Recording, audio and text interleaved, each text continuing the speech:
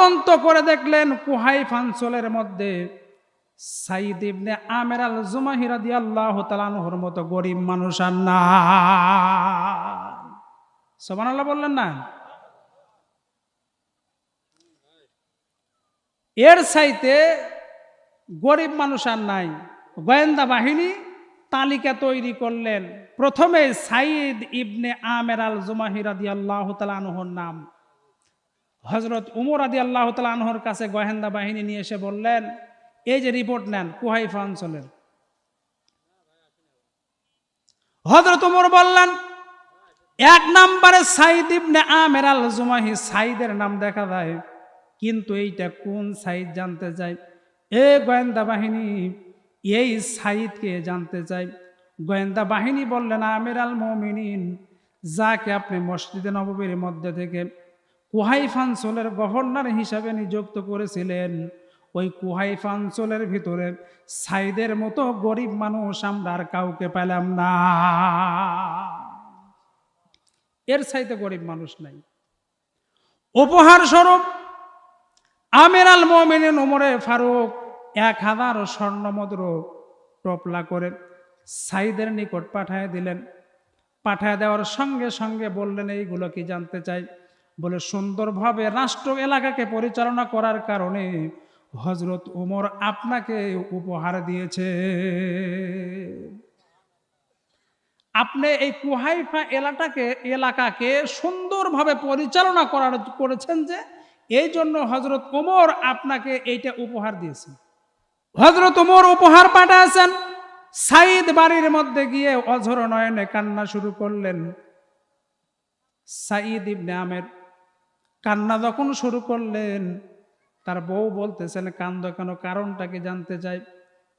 বলে, কান্দি এই জন্য, হযরত ওমর আমির আল মুমিনিন এই এলাকাকে সুন্দরভাবে পরিচালনা করার কারণে আমাকে 1000 স্বর্ণমুদ্র উপহার দিয়েছে। বিবি বললেন, স্বামী গো, 1000 স্বর্ণমুদ্র যে হয়তো দিয়েছে, তাহলে এইটা দিয়ে তুমি ব্যবসা শুরু করো। ব্যবসা শুরু করলে আমাদের সংসার সুন্দরভাবে চলবে। সাইদ ইবনে আমের বললেন, ব্যবসা আমি তার সঙ্গে করব যে ব্যবসার মধ্যে কোনো লস নাই, শুধু লাভ। সুবহানাল্লাহ বলেন। লাভ আর লাভ। সাইদ ইবনে আমের বললেন, বিবি গো, 1000 স্বর্ণমুদ্র 1000টা টপলা করো, আর আমার এলাকার মধ্যে যে সমস্ত গরিব মানুষ, ওইগুলোর মধ্যে বিতরণ করে দাও। আমি আল্লাহর সঙ্গে ব্যবসা করতে চাই।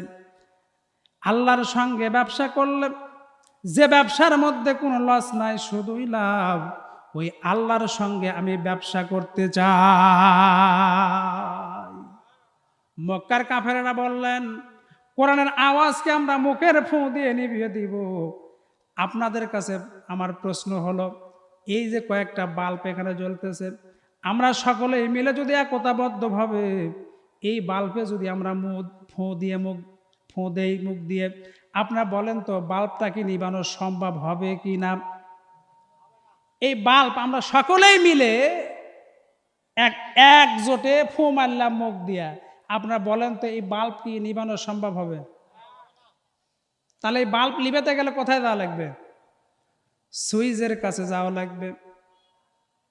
আল্লাহ রাব্বুল আলামিন বললেন, এই কোরআনকে আমি নাজিল করেছি, এই কোরআনের হেফাজতের দায়িত্ব আমি রব্বুল আলামিন নিয়ে নিয়েছি। ইন্না নাহনু নাযালনা যিকরা ওয়া ইন্না লাহু লাহাফিজুন।